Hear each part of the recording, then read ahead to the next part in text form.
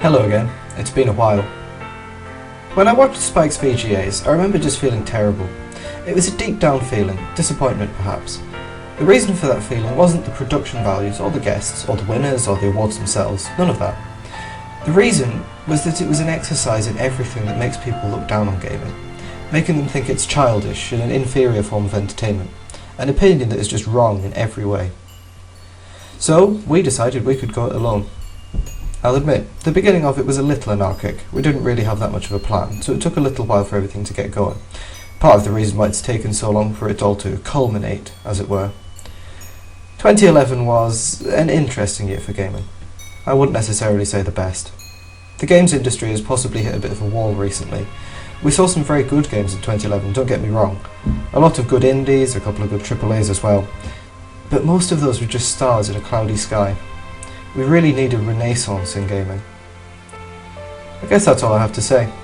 I hope you've all enjoyed the show, I know I have, but maybe I'm a little bit biased. Nobody's ever going to like everything we do, hate abounds in places like V, but hopefully we can come together and say that this was at least not as bad as it could have been. And I suppose that's something to celebrate. Now, in the words of the great Gabe Newell, thanks, and have fun.